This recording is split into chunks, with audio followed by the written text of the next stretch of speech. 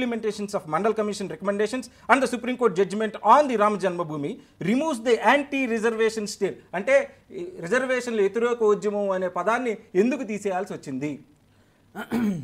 ఇందాక మిత్రులు మాట్లాడుతూ ఒక విషయాన్ని వక్రీకరించే ప్రయత్నం చేశారు. దానికి కూడా నేను ఆన్సర్ చెప్పాను. కానీ ఇప్పుడు బాబ్రీ మసీద్కి సంబంధించినటువంటి కూల్చివేతకు కానీ, లేకపోతే అయోధ్య రామజన్మభూమి నిర్మాణం విషయంలో కానీ, గోద్రా అల్లర్ల విషయంలో కానీ ఆ సెంటెన్సులు ఏ రకంగా మార్చారో ఒకసారి మనం దాన్ని అబ్జర్వ్ చేయాలి. ఎందుకంటే ఏదో ఇప్పుడు ఒక విషయం అంటారు చూసిన ఊర్లలో చదువుకున్నోని కన్నా సాకలోడే మేలు అని చెప్పేసి, ఈ చదువు ఎక్కువైతే ఉన్నమతి పోతుంది అనేటువంటి నేనేమంటున్నా అంటే మీరు ఎక్కువ చదువుకుంటే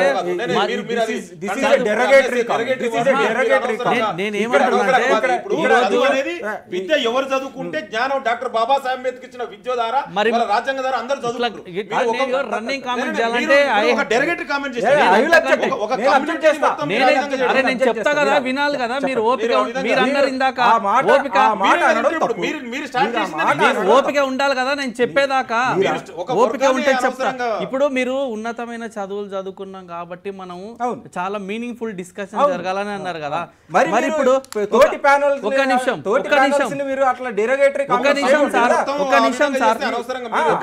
ఇక్కడ మీరు తప్పుదావు పట్టిస్తున్నారు.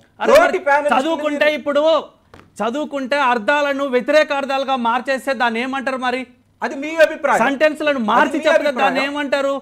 లేని అభిప్రాయాలను అవతల వ్యక్తుల మీద రుద్దాలని చూస్తే ఏమంటారు దాన్ని? చెప్పండి. ఈ రోజు లేని మార్పులను చెయ్యని మార్పులను చేసిరని పదే అవి చెప్పి ఈ రోజు ప్రజలలో ఆ ఒక విషపూరితమైనటువంటి భావజాలాన్ని నింపాలంటే దాన్ని ఏమంటారు మీరు?